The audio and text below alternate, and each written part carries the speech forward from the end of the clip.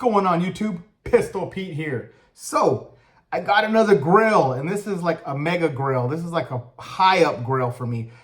Super rare, super hard to find. These are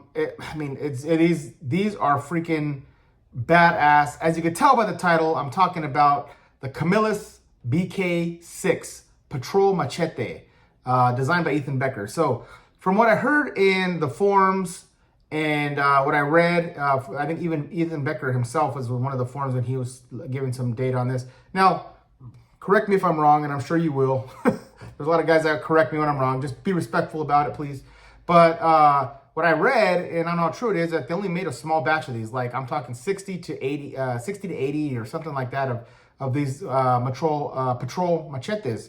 And I guess they flopped out. They weren't good. I should say they weren't good. They're good quality, but they flopped out. They weren't popular, is what I meant to say. They weren't popular. So they didn't continue making them. And this is even back when Camillus still had it. So they just made a small batch and then they didn't sell. So I think that's why these became super collectible, and they're super rare now.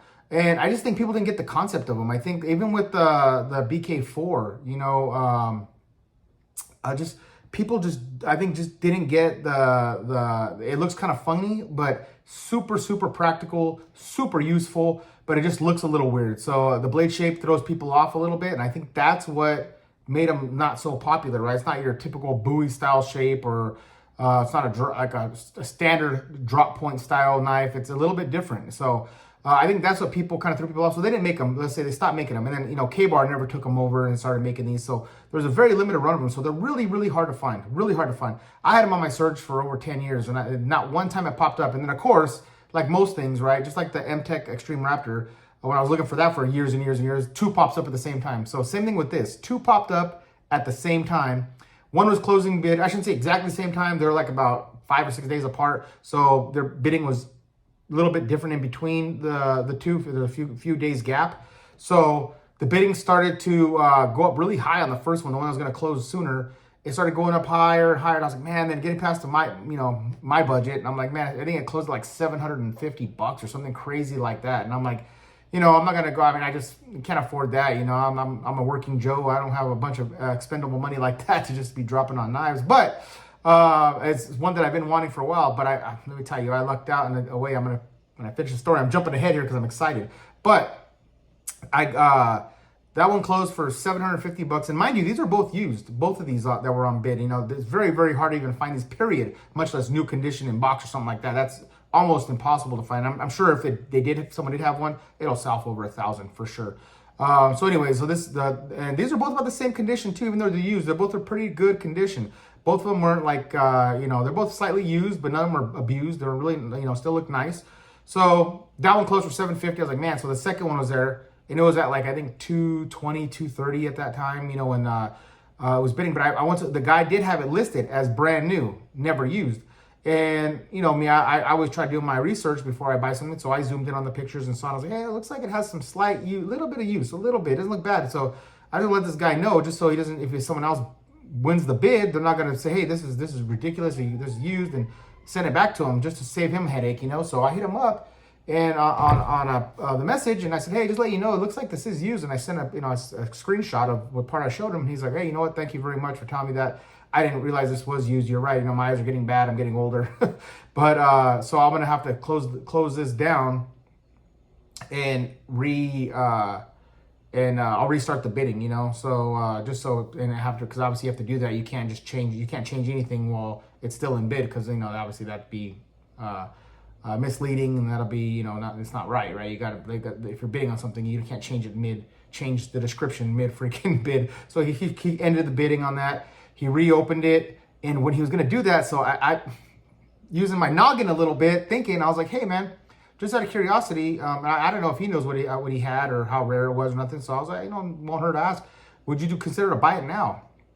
And let's just say I offered him quite a lot less, put it this way, less than half than $700, I'll tell you that right now. And I was like, if you're willing to buy that, I'll buy it to you right now. And he's like, hey, you know what? Yeah, so I'll put bid, and then I'll just put a buy it now price that I'll go ahead and accept that you're offering me. So just go ahead, once I relist it, go ahead and just select the buy it now price, and you can get it for that. Awesome, let's do it. So as soon as it popped back up, boom, buy it now. And I lucked out. I got this thing super freaking good deal for something so rare like this.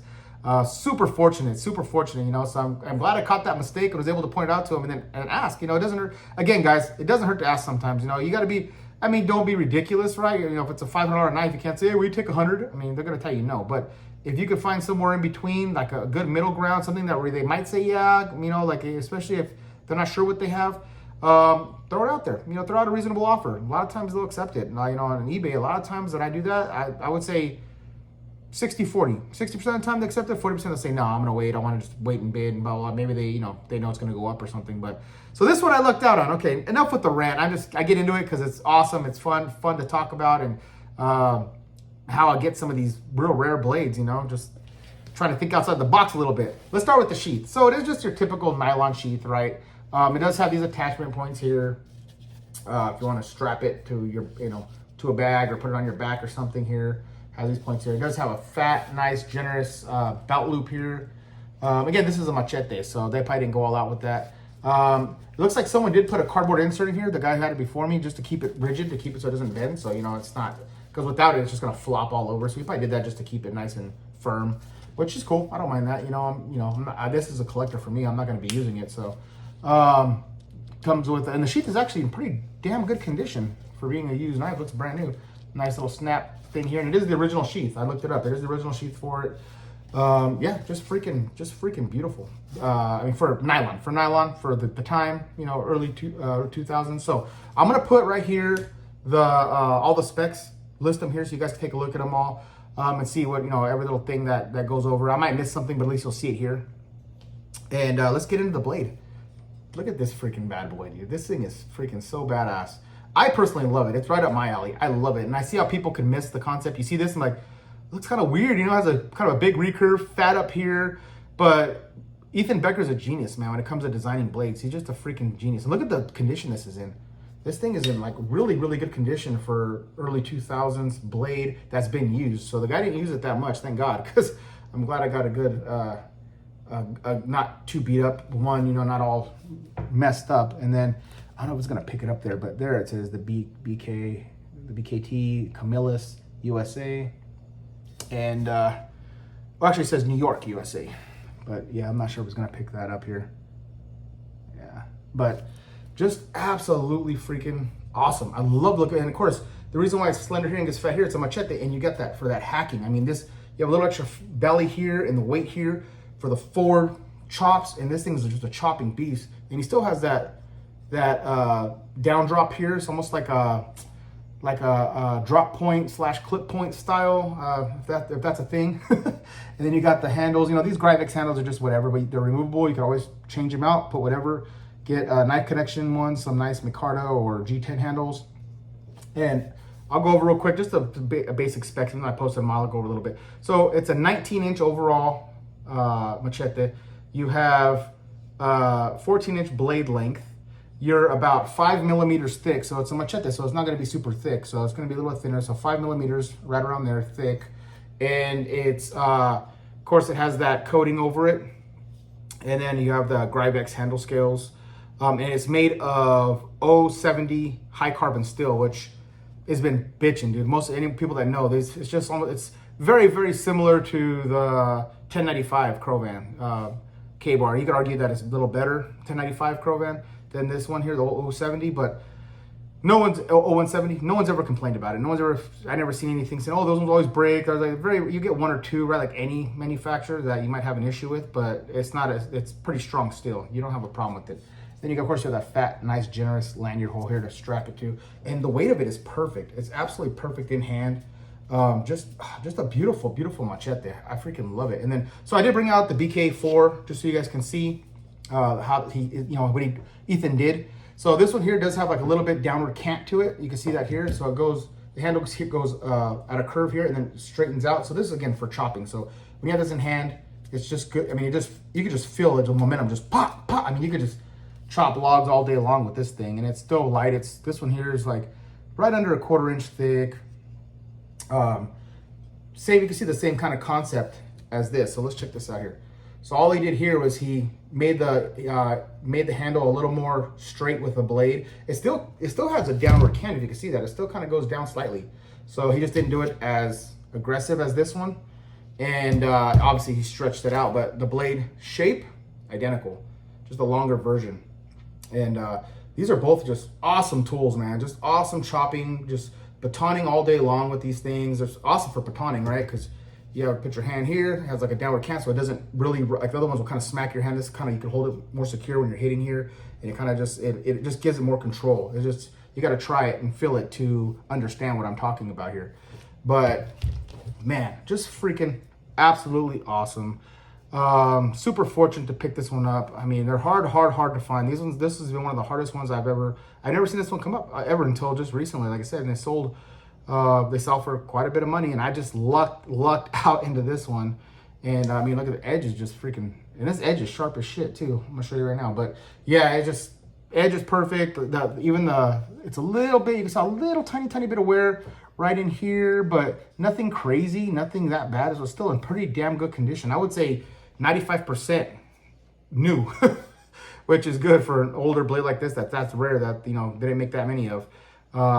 Again, just bitching. And then, you know, what's weird too is, surprisingly, maybe because they're so limited, there's only like one guy, I think, tried looking on YouTube under a bunch of things, under BK6, Becker BK6, under Patrol, Camillus, Patrol, Machete, all that stuff, and I cannot find any videos. Only one of a guy chopping a tree down, and it's kind of like a real bad video, just kind of real pixelated, and then he's chopping the tree, but he doesn't finish chopping it, he doesn't even say anything, he just chops like maybe halfway through and stops. So there's almost no videos. This is going to be like the first video, which I'm happy about too. So this will be my first video on YouTube that you guys will see anything about this, or most people probably don't even know about this one unless you're a Becker head like me and a lot of the guys that are serious about Becker blades. But it's really hard. Like I said, it's a really rare one. And now also too, I forgot to mention, I have the full series of the Becker knives from 1 to 10. You know, and yeah, there's some other ones that I have in between, you know, but I'm just saying the ones that I really wanted. You know, I'm into the bigger blades. So I have the BK1 Brute, I have the BK2, and then I have, which is like, I think the BK2 is the little called companion blade. And then I have the BK3, which is a tack tool. Then I have the BK4, which is this one here. I have the BK5, which is one of my all-time favorites. It's called the Magnum Camp, but it's like a fighter knife.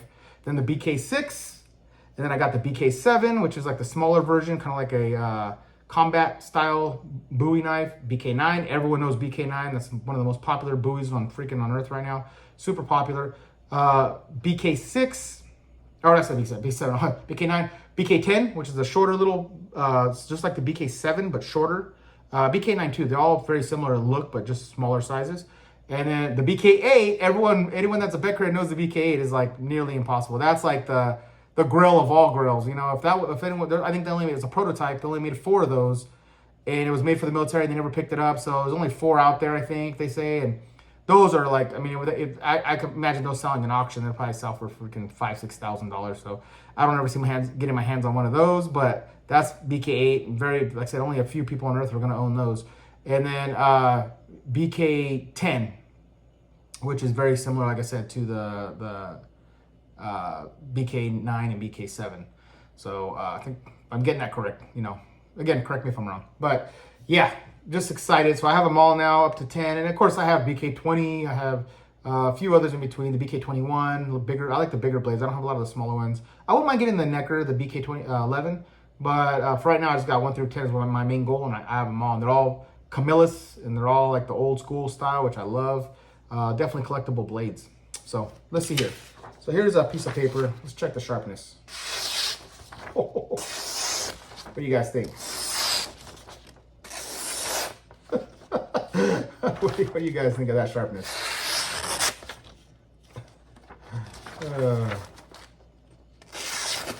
Yeah, this sucker is a straight up razor blade. Is that one sharp machete or what, man? That 170 steel can hold an edge, man.